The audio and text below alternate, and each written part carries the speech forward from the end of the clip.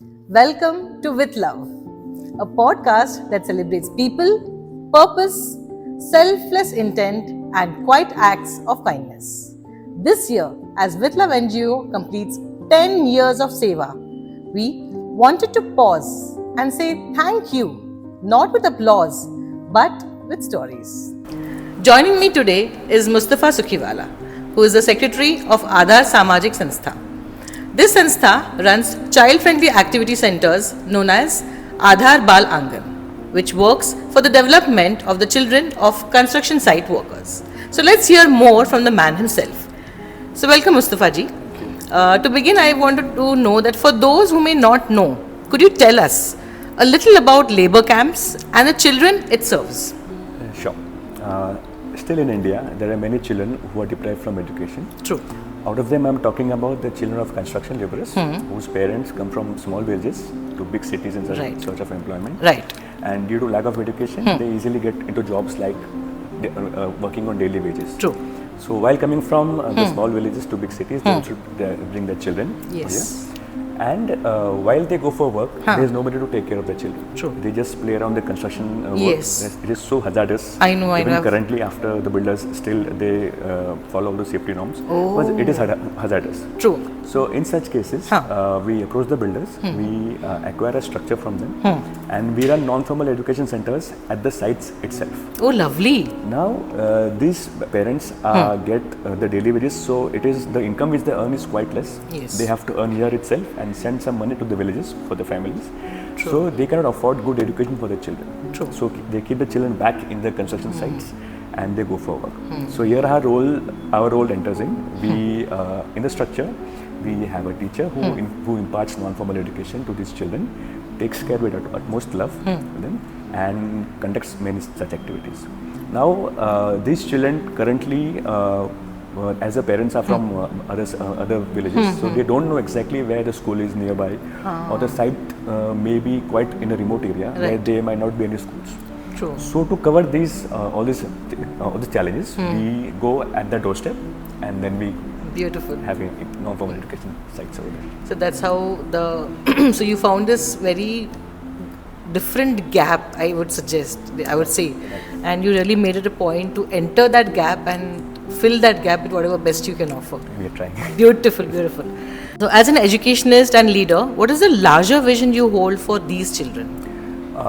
India is a very diverse country and has many dignified occupation opportunities over here. Now, as these parents come to for the work of construction, their children, if for example we are not there, or if any NGO is not there, or government does not have any facilities, when they grow up, they again go to the same profession. Right. Okay. And this has been going on since generations. So to break this chain, we try to impart education to these children, and hope for them to work at a larger area. And currently we have some examples that some children of our centers now is making preparation of MPSC examination. Wow, that's beautiful. One child is becoming a teacher, and one child is he wishes to go to the army, so he's doing preparation for the army. We have one child who had missed his 8 months education in his village. When he came back over here, our teacher did a lot of efforts. She took a lot of efforts. She really helped him cope up. And she brought him in those 2 months and covered all the education. He came 6th in Maharashtra. Beautiful, my God. It's remarkable. Children, all children are same. Right. They only need a platform. Yes. So my vision is that if they educate themselves and they get a dignified occupation. I agree. Now some of them says that if they don't work as laborers or if they don't do that, what will happen? Will the construction industry stop? No. In future, there would be more of modern engineering or modern ways of doing construction. So if they have basic education, if they excel in education, they could also use that. Add on to it. In yes, beautiful. So this is our vision. Nice. What challenges do many of these children come with beyond academics? A lot of behavioral problems. For example, they stay in a small house where they have approximately 5-6 members in the family. True. They see their parents what they're doing. Mostly the parents, especially the fathers, are addicted. So So there may be domestic violence Right. or there.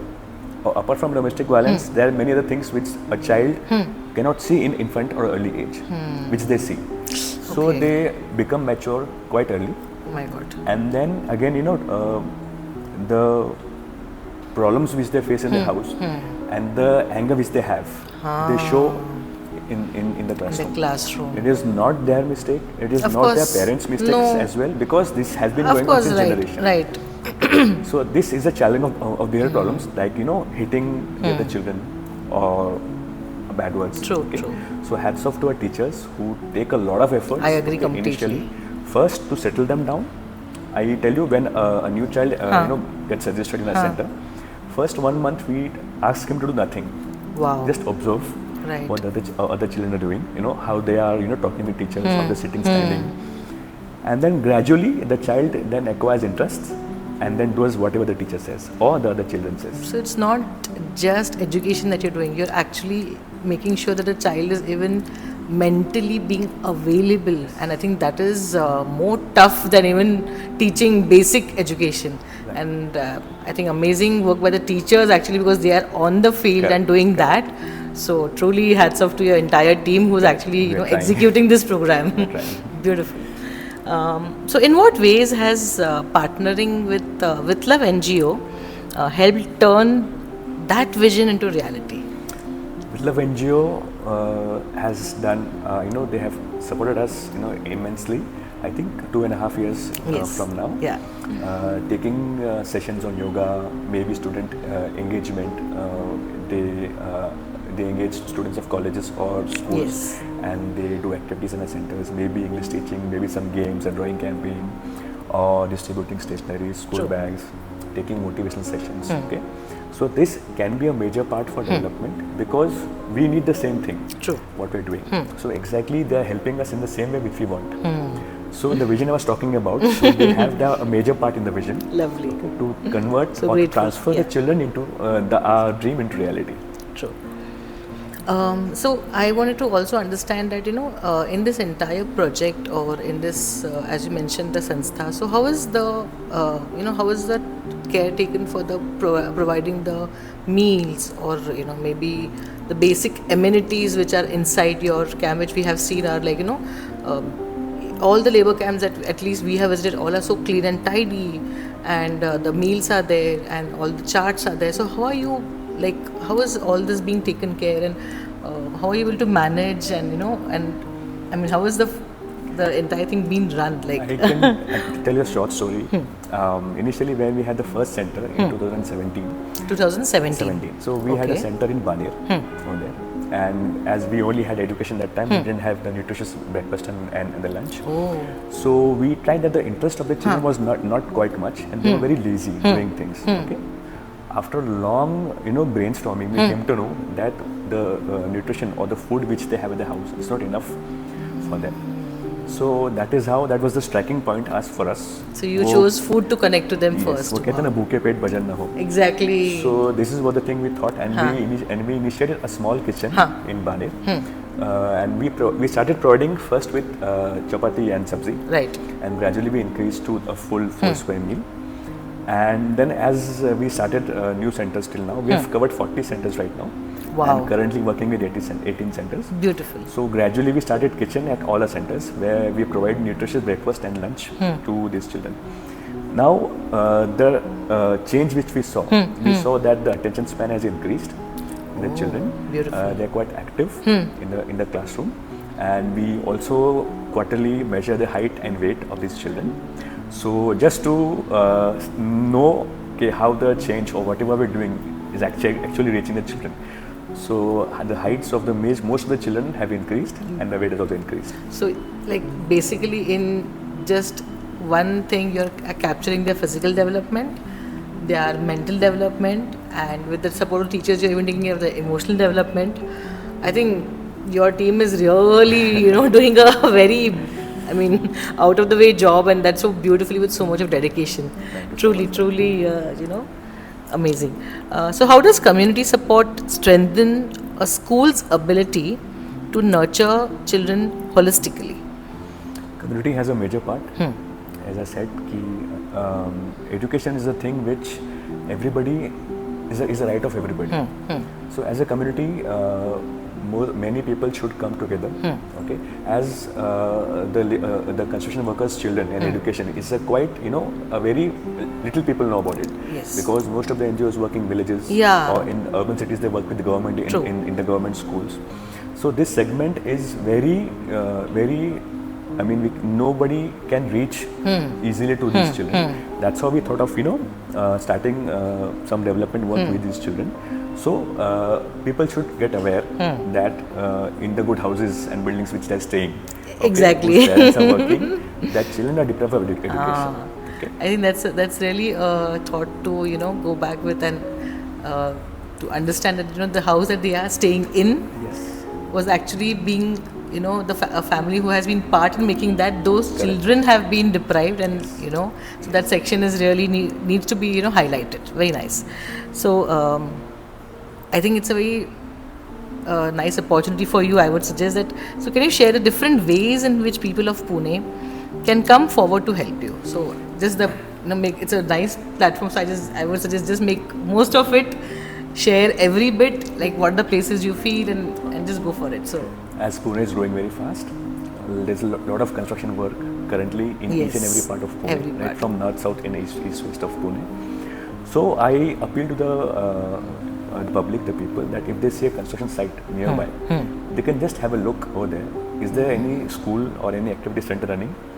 If yes, they can help the activity center by distributing grains or maybe drawing books or notebooks, or just spend a quality time with them, or take sessions in which they are expert in, maybe English vocabulary or just music, dance, or artwork. Okay, this will emotionally and academically help the children to grow up. True.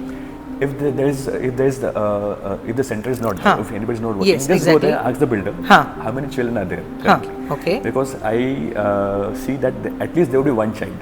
Right. In each construction site. Of course. So that the general public can go there and just have a talk with that child, ask him or her what actually she or he needs, and then continue. This is a way to just break the ice, right? And then he can help to them. There are a lot of clothes at the house which we throw away. Just go and distribute. Yes. Actually in winter season it's a lot of cold over there. So it can support the families, in fact, entire family. Maybe in the rainy season, just go and distribute an umbrella to them. Okay, the small ways which they can help.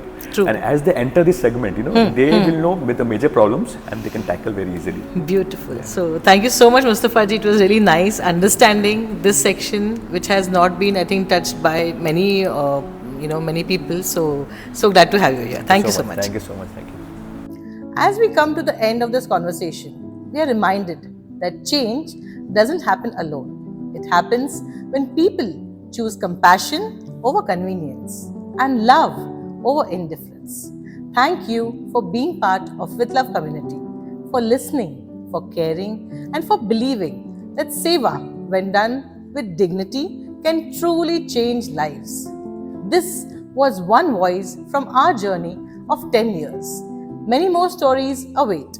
Until next time, keep choosing kindness with love.